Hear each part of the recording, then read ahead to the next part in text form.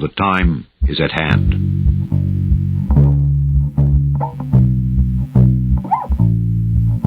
The elusive dog-like creature attacks livestock, bleeding them dry of blood.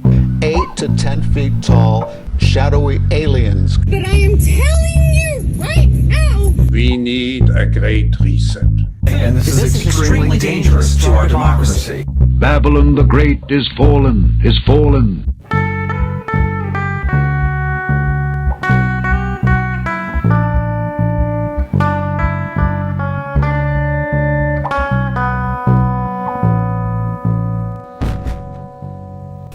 This is Mike Stevens with Granite Sky Services, and you're listening to In Dark Places with Junebug. How do you like that? Pretty cool, huh? Thanks, Mike. Jimmy Haunted was with Mike at the Connecticut Cryptid and UFO Awareness Conference this past weekend. I wish I could have been at the Connecticut Cryptid and UFO Awareness Conference on June 8th.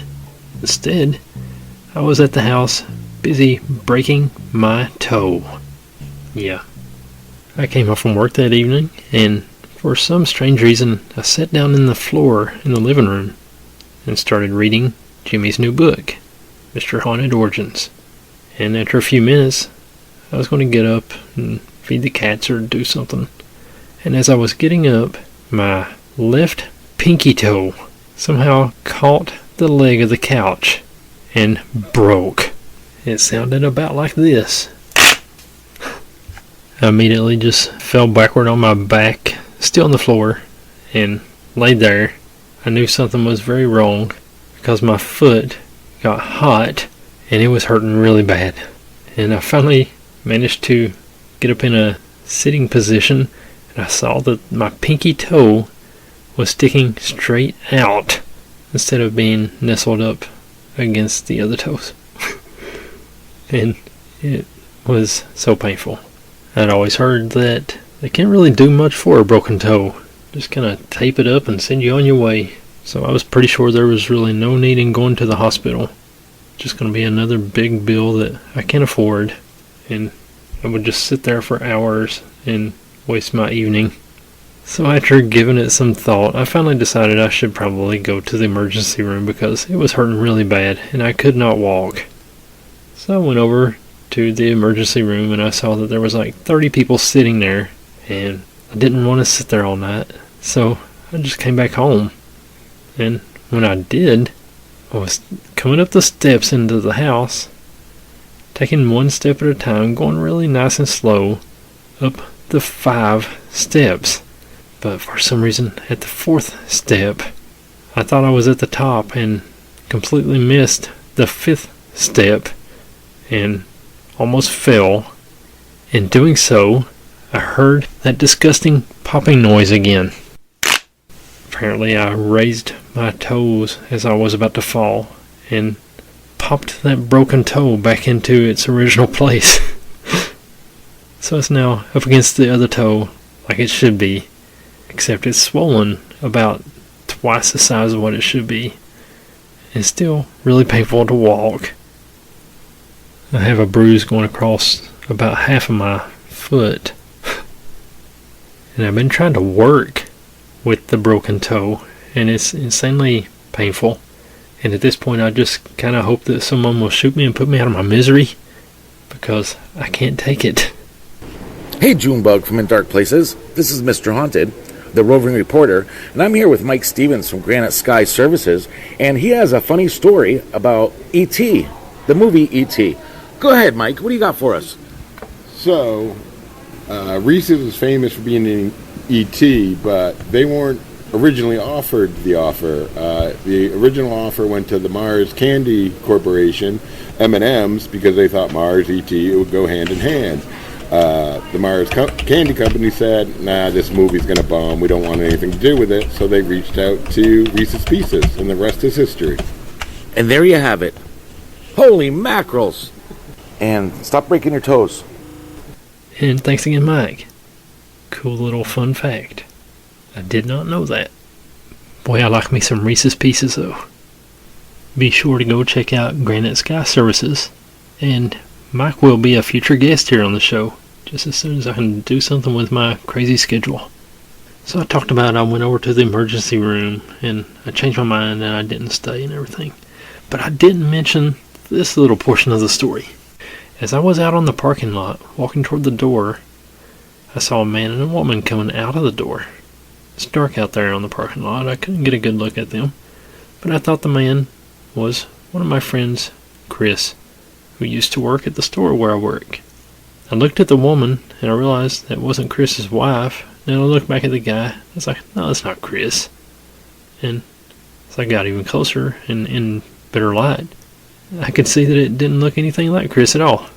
So I was sitting there talking to the receptionist, telling her about my toe, and asking her if there was anything I could do about it. And she said, I'll go find out for you. Let me go ask a nurse.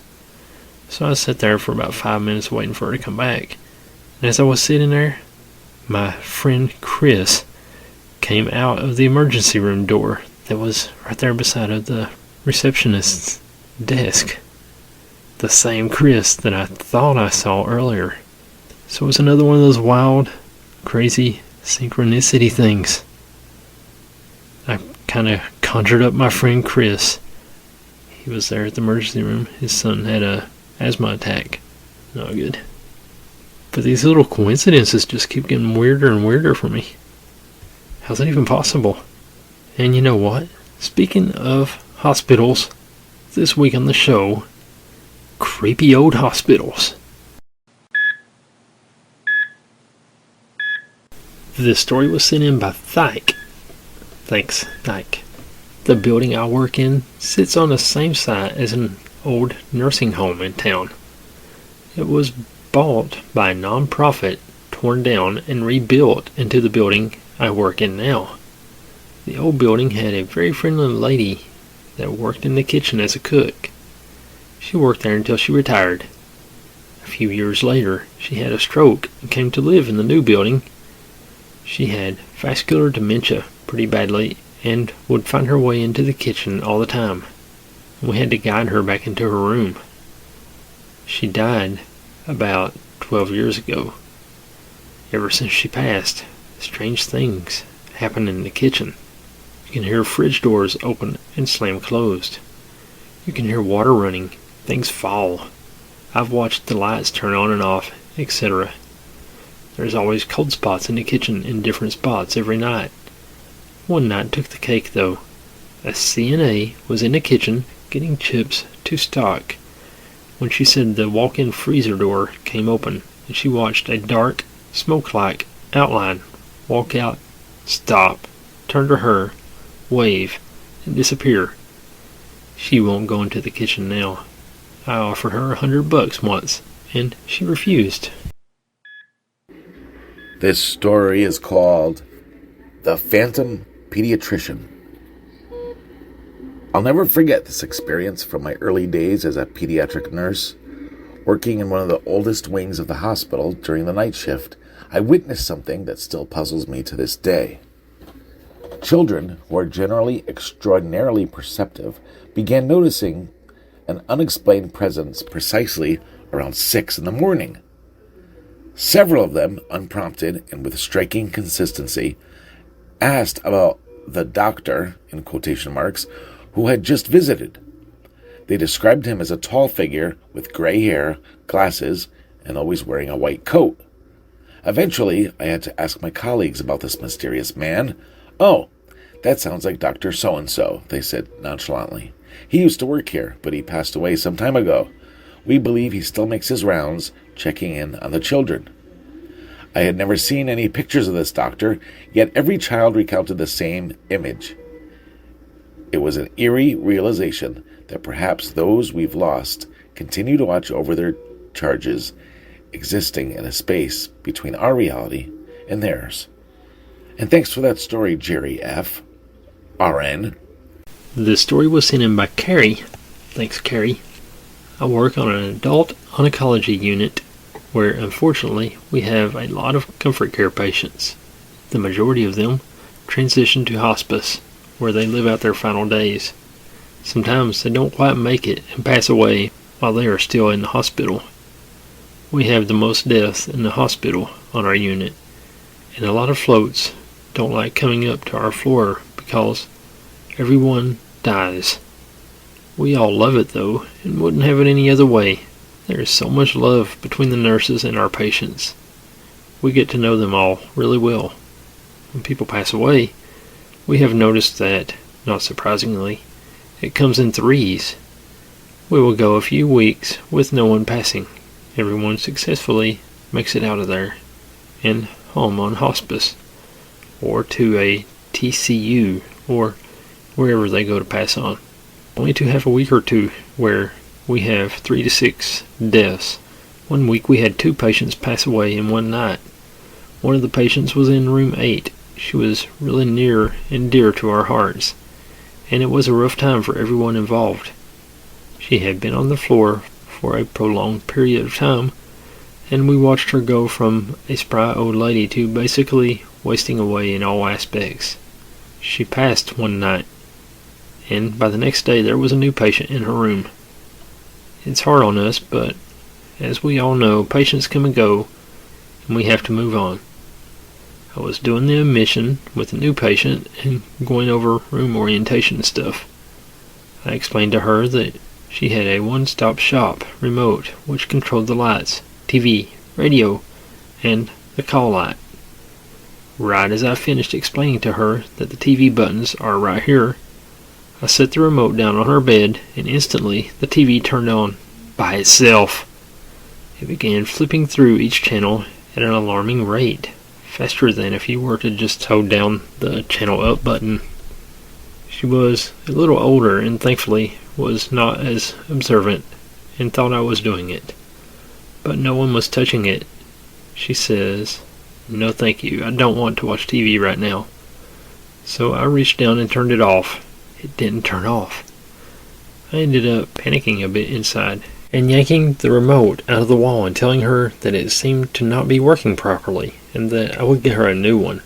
The TV still wouldn't turn off even after I unplugged the remote from the wall, and normally it would all be connected and not work if it wasn't plugged in properly. I ended up having to walk and manually shut the TV off. I headed out of there telling her I'd be right back, and as I went to the nurse's desk to grab another one, I ran into another nurse. She was grabbing another remote, which was odd. We just got a new shipment in, and they were all normally working properly. We rarely had to replace them anymore. I asked her if her remote was broken too, and she said that hers was acting up. I asked her which room she was in, and it was another room that a patient had passed in the night before also. The TV remotes were uncharacteristically acting up from across the wing at the same time, in the same rooms that people had died the night before. Freaky. And here's a one called Invisible Presence in the ICU. The most unsettling experiences stem from my days in the ICU, specifically within 2 spacious rooms previously designed for multiple patients, but for the past several decades have been repurposed for ECMO due to the necessity for ample equipment. These chambers, witnesses to countless moments of human fragility, have been theaters to an overwhelming number of inexplicable events.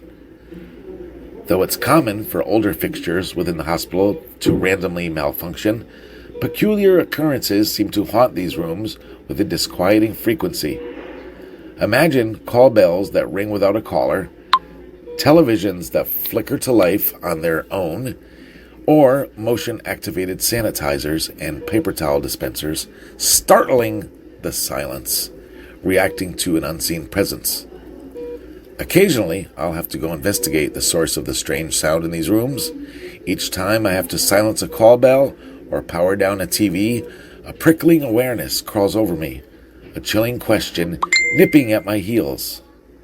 Am I truly the only one here? One time, the mystery culprit was actually a member of the housekeeping staff innocently cleaning a call bell. But in all the other instances, I faced an empty room where the stillness spoke volumes. Each encounter, without fail, sends an icy shiver skating down my spine. And thanks, Danielle, registered nurse. I was born in Williamson Memorial Hospital. I've never felt anything there, but a lot of other people have. The building ceased operations around 1990 or so, and has since been purchased and made into a little haunted attraction here in Williamson. And it's now called the Old Hospital on College Hill. My friend Steve had a creepy experience there, back when the hospital was still operational. He was there working one night on a water leak and was waiting for the city to come and turn the main water off. And he had been through the building and there was no one else there. When he looked up in his mirror, he could see someone standing on the second floor, looking out of the window. They stayed there for about 10 minutes. He couldn't see a face. All he could see was just a black outline of someone. Creepy. A doctor that used to work in the emergency room told him that he was working one night and he went to take a nap in between patients, and a nurse came in and woke him up and said, "We need you now." He said he turned over, saw her walking out of the room. She was in white, and when he went out there was no patient in the emergency room, and they didn't need him. He told them that someone came in and woke him up, and they didn't, and there were no nurses dressed in white that night. And he says that there was an old woman that worked in housekeeping, and she came to work and was just getting on the elevator, and when she did, there was a white nurse's uniform just floating in the elevator. She never rode the elevator again. She just walked up the stairs and just called the elevator to wherever it needed to be. There was a guy that used to work in housekeeping, and he was up there and he kept hearing so much noise in the middle of the night. He was waxing the floor and scrubbing them with a floor machine. He heard so much stuff going on in there that it scared him really bad, so he just cut the cord on his machine. He sat outside and just told everyone that it was messed up. Good plan.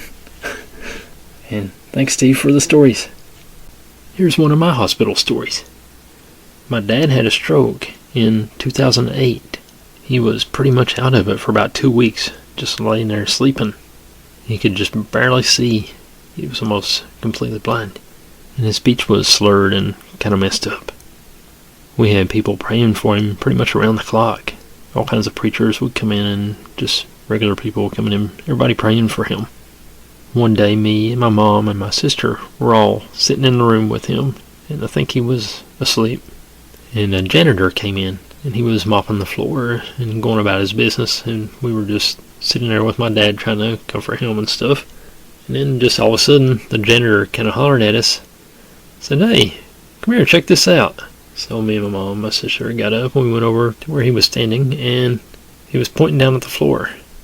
And there was a cross in the tiles of the floor. He said, "I've been cleaning this floor for," I think he said 20 years. I don't remember how many years it was.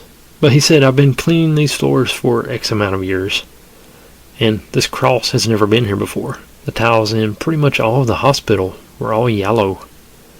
And right there where he was pointing, there was like 7 tiles that were almost completely white, like they'd been bleached or something.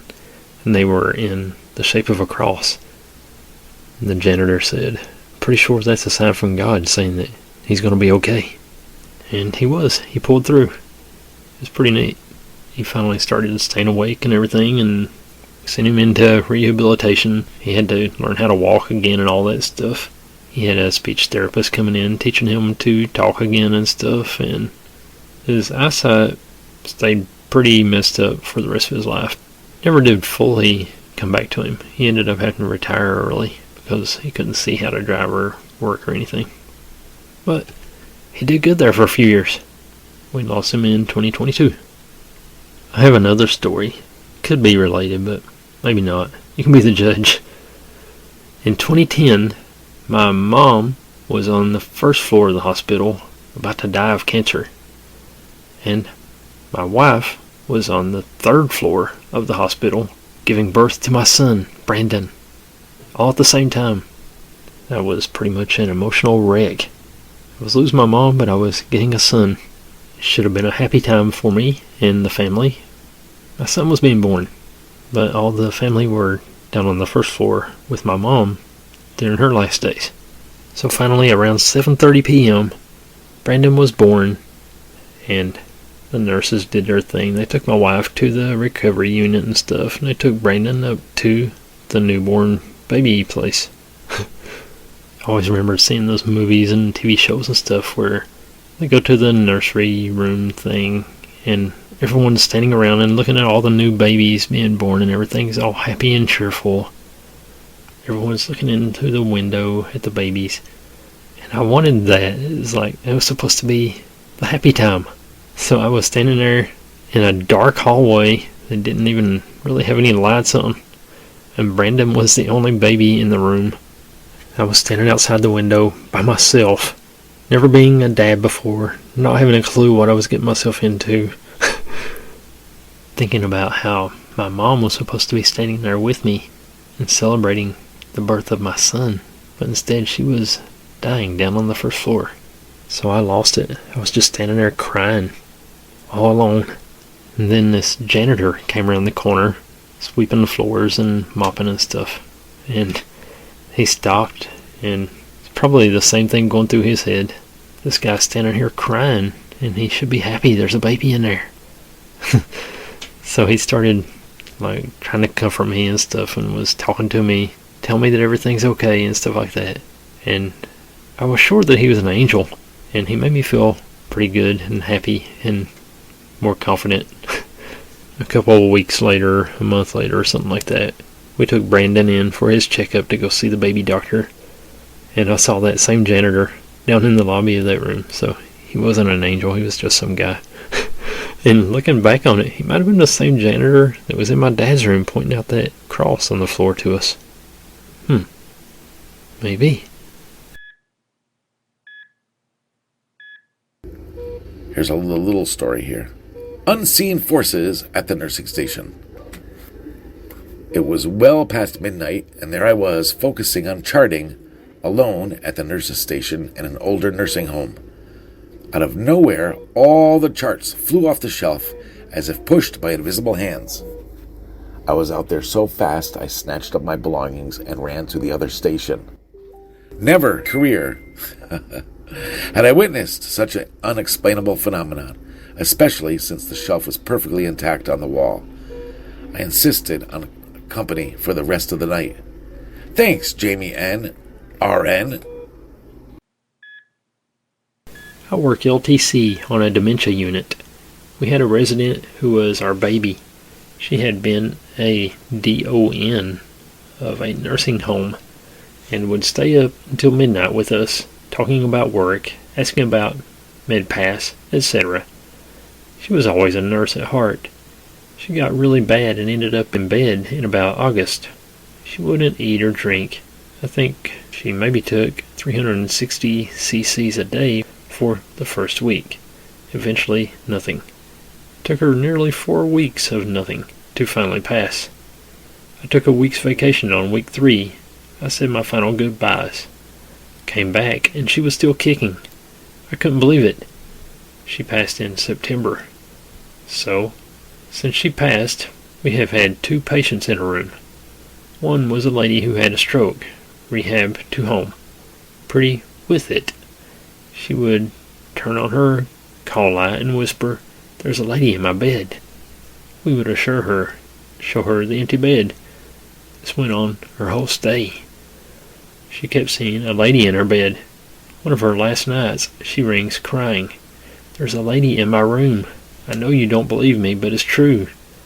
You just don't want to believe me." Patient 2 still resides in that room. Older gentleman with dementia. He rings every so often saying, "There's a lady in his bed," or "a lady in his room." It's gotta be our cute, old DON resident. This story is called Night Shift Whispers. On a quiet night in OB, with no patients to attend to, my colleague Jeannie and I dedicated ourselves to restocking supplies and conducting routine checks, anticipating a relaxed shift ahead. While Jeannie handled the labor rooms, I took charge of the nursery, focusing particularly on the special care section nestled at the back. It was there, amidst the silence, that a gentle whisper carrying my name broke the stillness. Assuming it was Jeannie, I ventured towards the desk area, finding it unexpectedly empty. Shrugging off the peculiarity, I returned to my tasks in the special care unit. Moments later, Jeannie appeared. A puzzled look crossed her features. "Did you call for me?" she inquired. As we exchanged stories, a chill crept over us. She heard her name in the same tender murmur that I heard mine. We found ourselves grappling with an unsettling realization. Our unit, secured for infant protection, couldn't be breached by outsiders. Yet, the whispered names, soft as a sigh, left us questioning if perhaps we weren't as alone as we believed. "Thanks for that story, Dora C., registered nurse." I work at a children's hospital, and we have, unfortunately, had our share of deaths.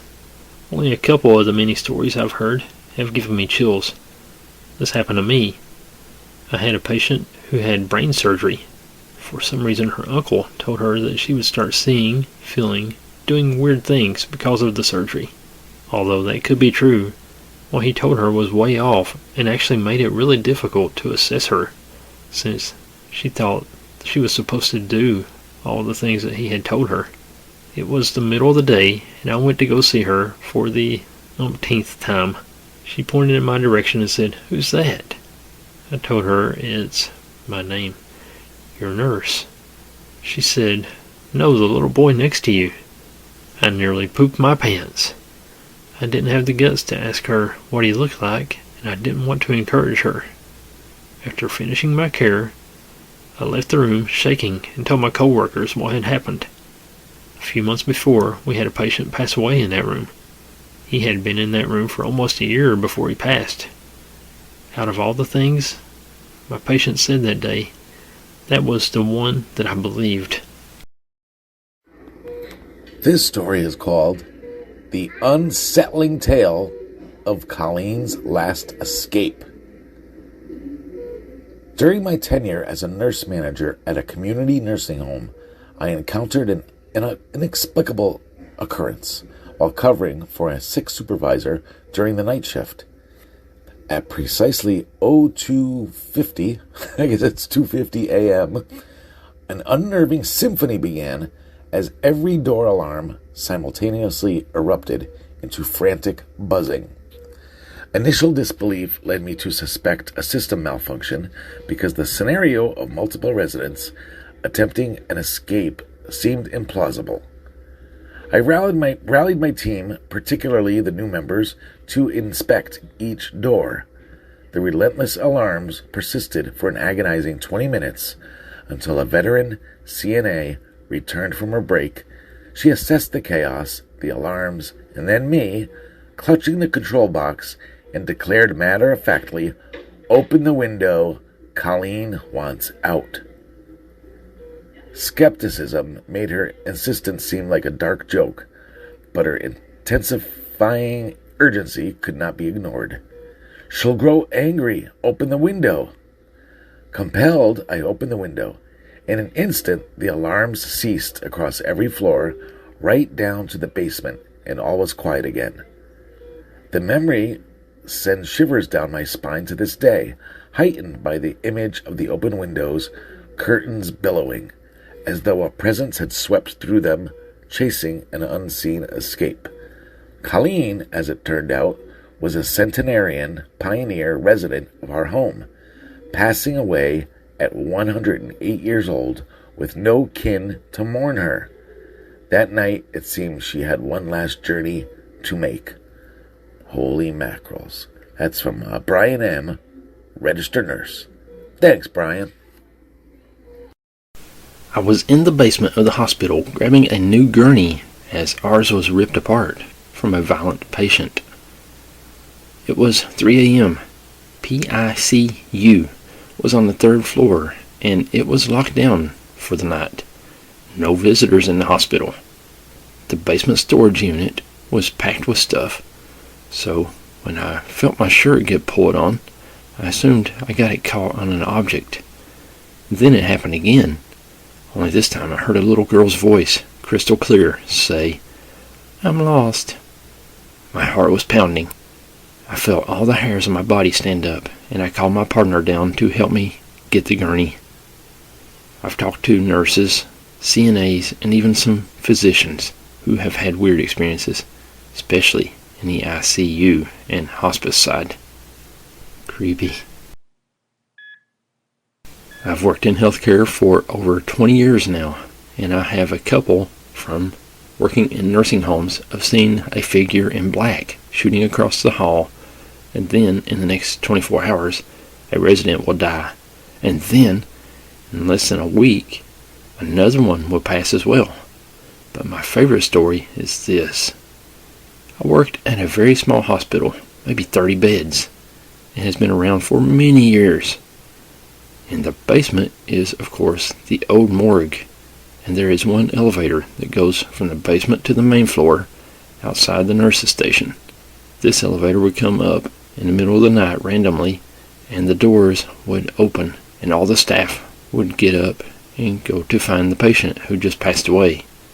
One night, my co-workers and I were sitting at the nurses' station, and down the short hall to our right, we hear this TV come on, and the volume is up as loud as it can go. One of my co-workers and I walked down the hall to find the TV to turn it down.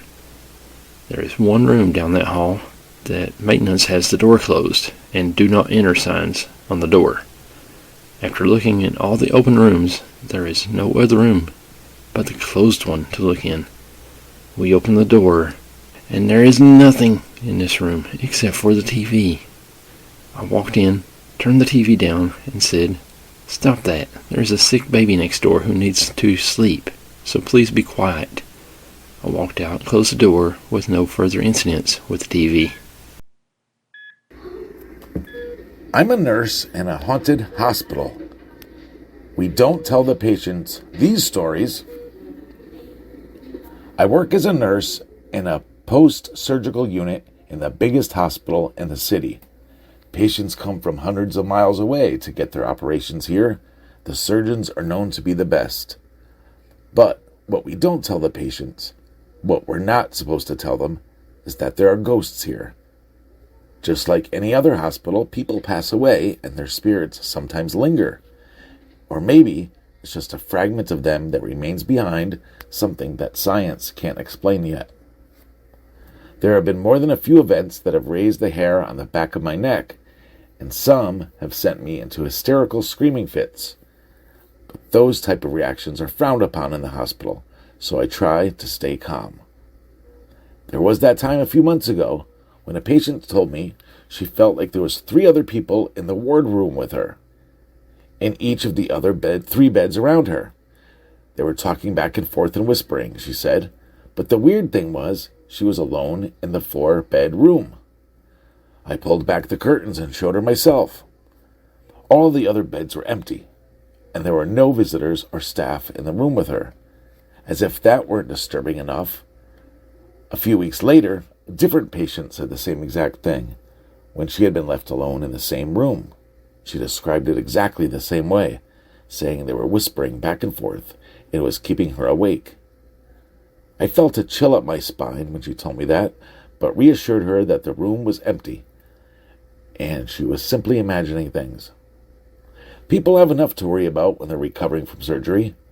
We don't need them fretting about specters and ghosts when they should be worried about physio and discharge appointments, lifting restrictions, and medication adjustments. So we keep these stories to ourselves. Some nurses said they couldn't sleep in a certain storage room during breaks on night shift since they've had too many bad experiences there. When I asked them about it, they said they had bad dreams and felt like someone was in the room with them, standing over them while they slept. I didn't believe in those things myself, so I slept in there on the night shift and found out firsthand why nobody else wanted to use it as a nap room during breaks. I had the most realistic waking dream I've ever had, where I'd woken in the storage room and felt like someone was in there with me, watching me from the corner of the room, their dark outline visible in the dim room. When I went to turn on the lights, they didn't work, and the door wouldn't open, And for some reason, in my dream, which seemed like reality, I chose to lie down and go back to sleep again, while the thing crept closer and closer, vanishing only to reappear just above me. It felt like my eyes were open the whole time, and I was forced to watch, paralyzed. It was hovering over top of me. For what felt like hours, it was watching me while I slept, as I struggled and was unable to move. I finally came to my senses and finished my break early, going back to work and trying to forget about that horrible experience, but I refused to sleep in that storage room again. There was another event which haunts me to this day, especially since I'm heading in for a night shift right now in just a few minutes. Another nurse told me a story on the night shift last week, and I've been thinking about it a lot since it's been occupying my mind more and more, especially when I'm alone in the break room at night.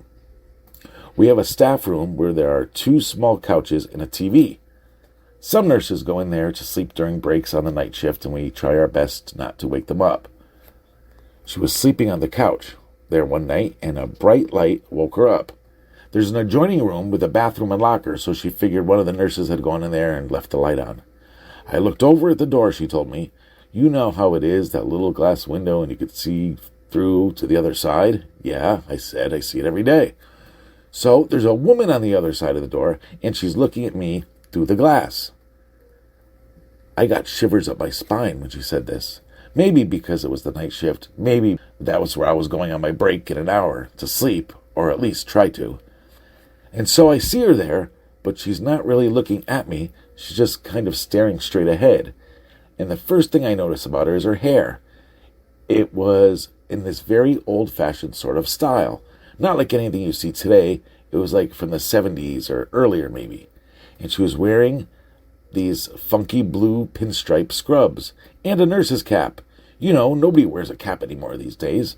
And those scrubs, they look like the ones, you know, in the lobby, how they have those ones on display from way back when. Yeah, they look just like that. I was nodding along, able to picture all of it as if I was there with her. Another nurse walked in and heard us. "What are you guys talking about?" "Ghosts," I said simply. He scoffed. "You guys believe in that stuff?" The 2 of us shared a knowing look. He hadn't been working on the floor long enough to have seen it for himself, and some people just aren't attuned to these things. The nurse went back to her story. So she's standing there, staring straight ahead, and I thought it was the IV nurse at first, because sometimes they'd come in during the night shift and use the bathroom or whatever. So I yelled at her, "Hey, turn that light off, will ya? I'm trying to sleep in here." But she just kept staring straight ahead. So I just put the pillow over my head and tried to sleep some more. Then, when I woke up later on, and that light was still on, so I asked around. Nobody came in there during the night, and that room was locked, so it wasn't a patient. And I saw the IV nurse later on, and they were not dressed like that. So yeah, I'm pretty sure I know who it was, though. According to her, the woman was the ghost of a nurse who had died driving home after a long night shift and had fallen asleep at the wheel. Based on the description she'd given, an older coworker had recognized her. She said that she was exactly what an old nurse who used to work there looked like. And from that point on, the nurse who told me this story always remembered to stay awake behind the wheel on the drive home. Every time my eyes start to blink and I'm getting tired, man, I think about that old nurse with her curly gray hair standing behind the glass, and I'm wide awake again. Better than a frickin' cup of coffee, I tell you. Something occurred to me as she finished the story. That's really weird. My patient in room 14 told me last night that they saw someone peeking their head in the room and looking at them. And sometimes they would stand in the doorway and just stare at them for a while. She said the person had a very old-fashioned haircut, the old-fashioned scrubs.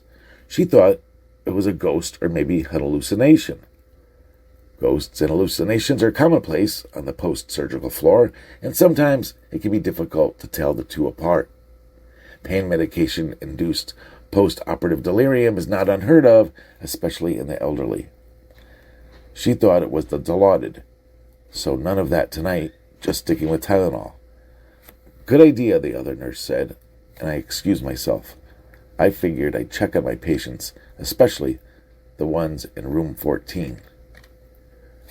I was somewhat surprised to see the woman in blue pinstripe scrubs with the cap looking in at them from the doorway. Despite my terror, I began to walk on shaky legs down the hall towards her. She turned to look at me and went away from the patient's room, going down to the side hall at the end of the unit. I ran to catch up with her, needing to see for myself who she was.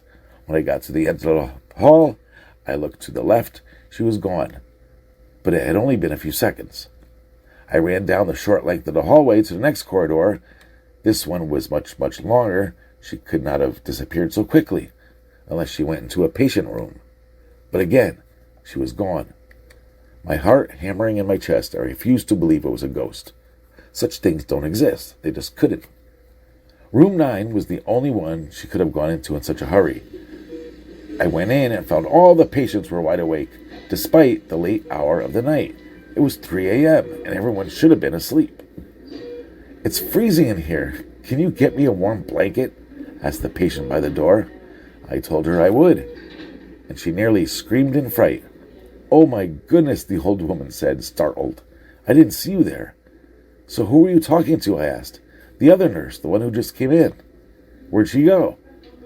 I felt a presence behind me and looked to see the shape of something moving, but then it was gone, like a wisp of smoke on a windy day. Not wanting to tell the woman it had been a ghost, I just made up an excuse and told the woman I'd get her a warm blanket. Nothing seemed to help, though. None of the patients in that room slept very well that night, if at all. They kept saying they felt like there was something laying in the bed right next to them. Come to think of it, it's the same room where patients keep imagining other people were in the room with them. Except this time, it really was full. I haven't seen the ghost nurse since that night, and I'm hoping I never do again. It's terrifying, to say the least, since I don't really understand why she's here. And you never know exactly when she's going to show up. I'm heading into work for another night shift right now. Wish me luck. I'm going to need it. She saw a specter. The old haunted hospital in Jamestown, North Dakota. As my dad is finishing up his last few days of treatment/rehab, I went to the facility he's in to visit him for Father's Day. Up until a few days before, he was in a facility in Jamestown, North Dakota for several months. It sits next to the North Dakota State Hospital. Somehow we start talking about paranormal stuff and his experiences there. A short history on the hospital. It opened in 1885 and became an institution for the mentally ill. That's never a good sign. And criminally insane. Yeah, definitely not a good sign. Within the next couple years, overcrowding became a huge problem, so the hospital was forced to expand multiple times while being severely understaffed.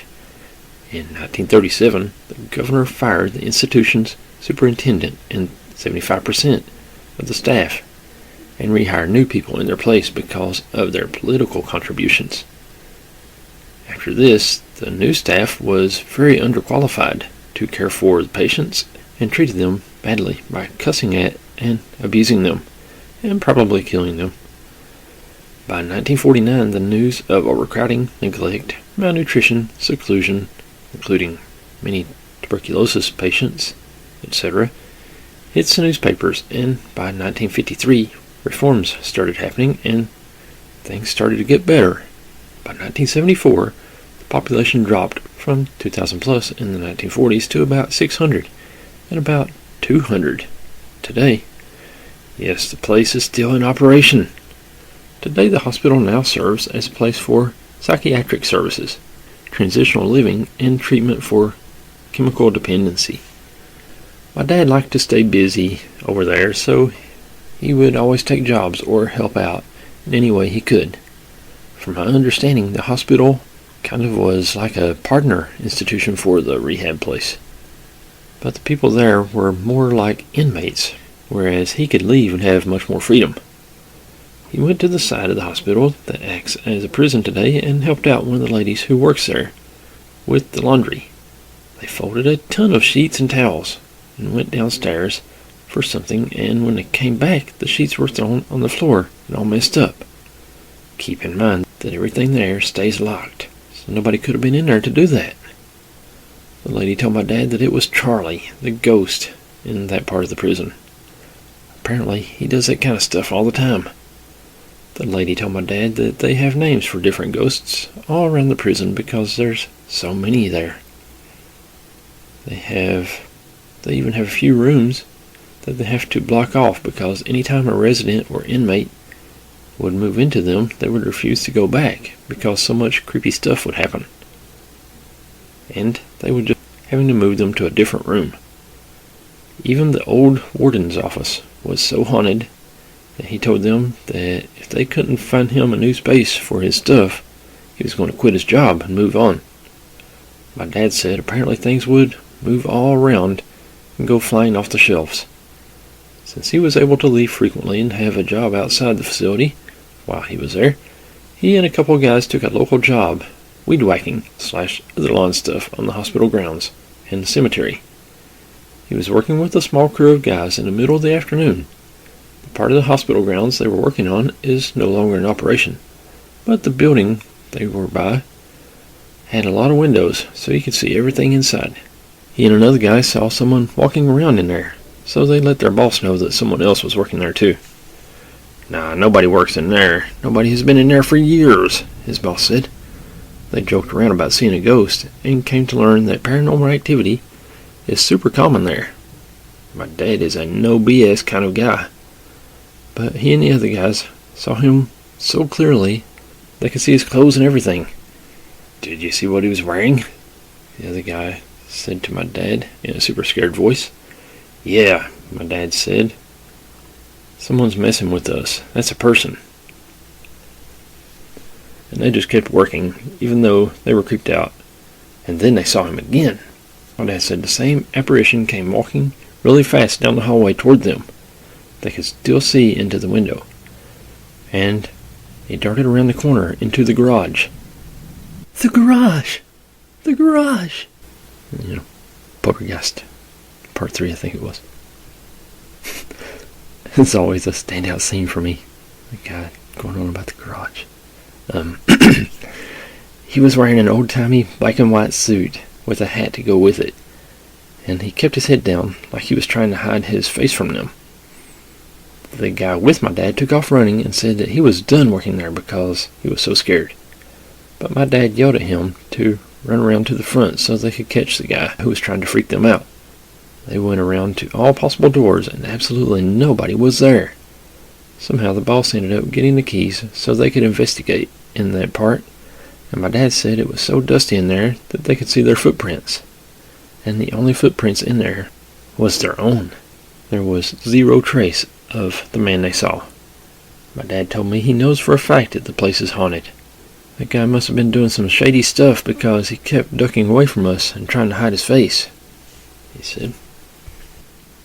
And just like that, we are woefully out of time for this week's episode. Thanks as always, Jimmy Haunted.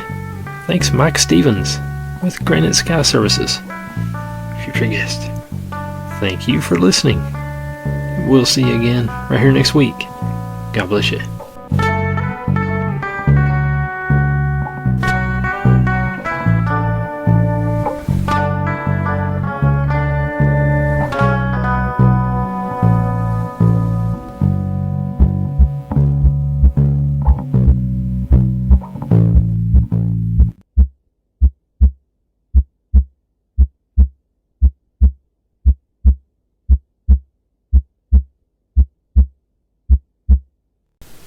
I have to, Junebug, because the joke is there.